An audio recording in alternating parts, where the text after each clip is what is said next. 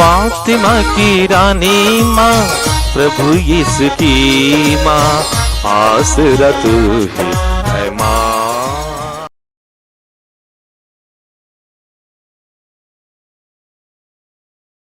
पहला पाठ नबी हगै का ग्रंथ, अध्याय 1, पद संख्याएं 1 से 8 तक। राजा दारा के शासनकाल के दूसरे वर्ष के छठे महीने के प्रथम दिन नबी हगै के माध्यम से शलतियेल के पुत्र यूदा के राज्यपाल जरुब्बाबेल और योसदाक के पुत्र प्रधान याजक योशुआ को प्रभु की यह वाणी प्राप्त हुई। यह विश्वमंडल के प्रभु की वाणी है। यह राष्ट्र कहता है, अभी प्रभु के मंदिर के पुनर्निर्माण का समय नहीं आया है। किंतु नबी हगै के माध्यम से प्रभु की यह वाणी सुनाई पड़ी, जब यह मंदिर टूटा फूटा पड़ा है, तो क्या यह समय तुम लोगों के लिए अच्छी तरह आच्छादित घरों में रहने का है? इसलिए विश्वमंडल का प्रभु यह कहता है, तुम अपनी स्थिति पर विचार करो। तुमने बहुत बोया, किंतु कम लूनते हो। तुम खाते तो हो, किंतु तुम्हें तृप्ति नहीं मिलती। तुम पीते हो, किंतु तुम्हारी प्यास नहीं बुझती। तुम कपड़े पहनते हो, किंतु तुम्हारा शरीर गर्म नहीं रहता। मजदूर अपना वेतन तो पाता है, किंतु उसे छेद वाली थैली में रखता है। विश्वमंडल का प्रभु यह कहता है, तुम अपनी स्थिति पर विचार करो। पहाड़ी प्रदेश जाकर लकड़ी ले आओ और मंदिर फिर बनाओ। मैं उससे प्रसन्न होऊंगा और उसमें अपनी महिमा प्रकट करूंगा। यह प्रभु की वाणी है। ईश्वर को धन्यवाद। भजन अनुवाक्य। प्रभु अपनी प्रजा को प्यार करता है। प्रभु अपनी प्रजा को प्यार करता है। प्रभु के आदर में नया गीत गाओ। भक्तों की मंडली में उसकी स्तुति करो। इस्राएल अपने सृष्टिकर्ता में आनंद मनाए। सियोन के पुत्र अपने राजा का जयकार करे। अनुवाक्य। प्रभु अपनी प्रजा को प्यार करता है। प्रभु अपनी प्रजा को प्यार करता है। वे नृत्य करते हुए उसका नाम धन्य कहें। डफली और सितार बजाते हुए उसकी स्तुति करें, क्योंकि प्रभु अपनी प्रजा को प्यार करता और पददलितों का उद्धार करता है। अनुवाक्य। प्रभु अपनी प्रजा को प्यार करता है। प्रभु अपनी प्रजा को प्यार करता है। प्रभु के भक्त विजय के गीत सुनाए और अपने यहाँ आनंद मनाए। वे ईश्वर की स्तुति करें, इसमें सभी भक्तों का गौरव है। अनुवाक्य। प्रभु अपनी प्रजा को प्यार करता है। प्रभु अपनी प्रजा को प्यार करता है। जय घोष। हालेलुया। प्रभु कहते हैं, मार्ग, सत्य और जीवन मैं हूँ। मुझसे होकर गए बिना कोई पिता के पास नहीं आ सकता। हालेलुया। प्रभु आप लोगों के साथ हो और आपकी आत्मा के संत साथ। लूकस के अनुसार प्रभु यीशु ख्रिस्त का पवित्र सुसमाचार।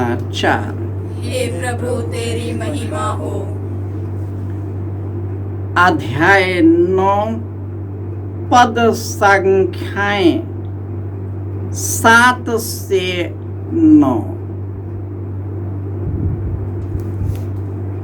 राजा हेरोद ने उन सब बातों की चर्चा सुनकर असमंजस में पड़ गया, क्योंकि कुछ लोग कहते थे कि यूहन्ना मृतकों में से जी उठा, कुछ कहते थे कि एलियस प्रकट हुआ है, और कुछ लोग कहते थे कि पुराने नबियों में से कोई जी उठा है। हेरोद ने कहा, यूहन्ना का तो मैंने सिर कटवा दिया, फिर यह कौन है जिसके विषय में ऐसी बातें सुनता हूं? और वह ईसा को देखने के लिए उत्सुक था। यह प्रभु का सुसमाचार है। हे ख्रिस्त तेरी स्तुति हो। ख्रिस्त में प्यारे भाई और बहनों, प्रभु का वचन इस्राएलियों के लिए आता है। वे कहते हैं कि जब मेरा मंदिर टूटा फूटा है, तो क्या तुम लोगों के लिए अच्छी तरह आच्छादित घरों में रहना उचित है? जब ईश्वर हमारे जिंदगी से चला जाता है, ईश्वर की कृपा चली जाती है, सांसारिकता और पाप में बढ़ जाते हैं, तो हमारी भी परिस्थिति उन इस्राएलियों की तरह हो जाती है। विश्वमंडल का ईश्वर कहता है कि तुम बहुत बोते हो किंतु लूनते कम हो,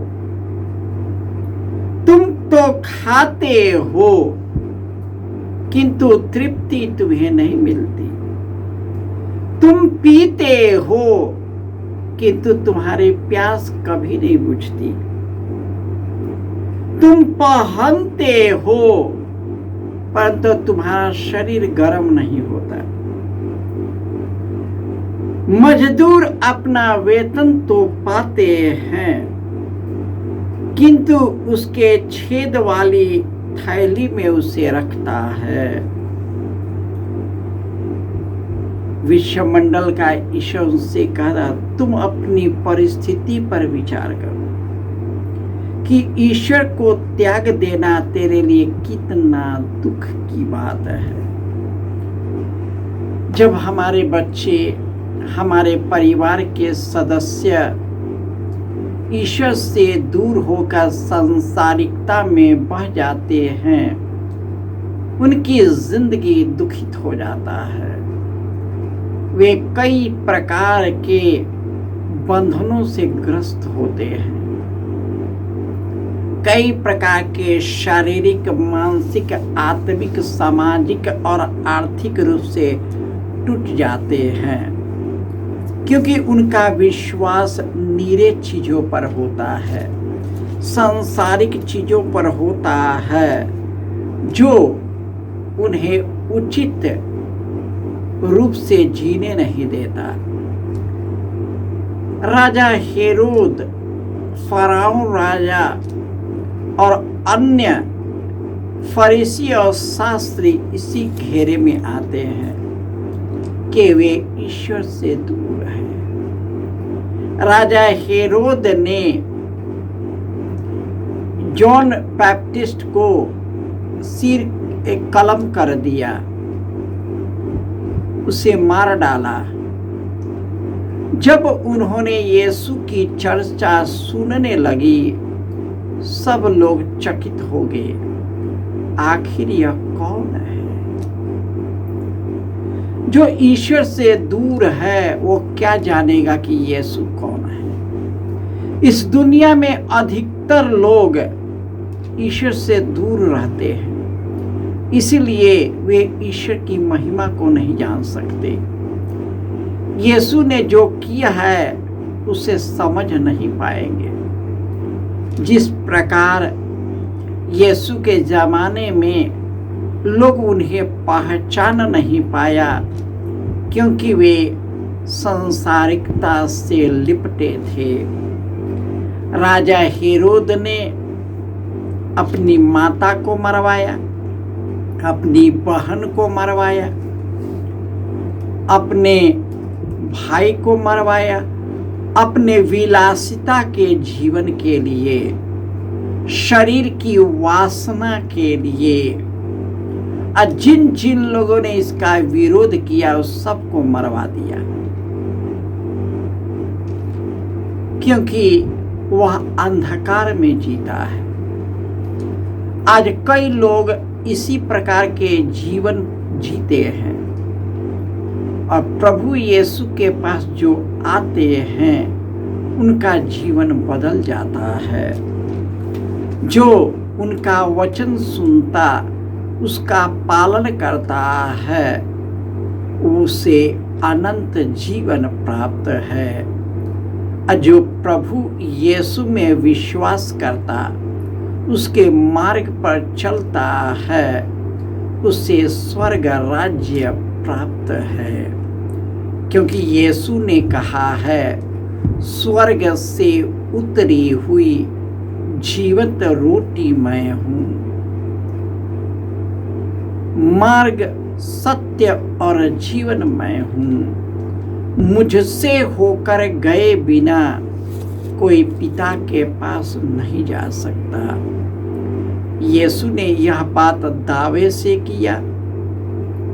हम विश्वास करें या न करें, यीशु जो भी कहता है वह दावे से करते हैं, क्योंकि वही स्वर्ग से उतरी हुई सच्ची रोटी है जो हमें स्वर्गीय भोजन से संतृप्त करता है। जय यीशु।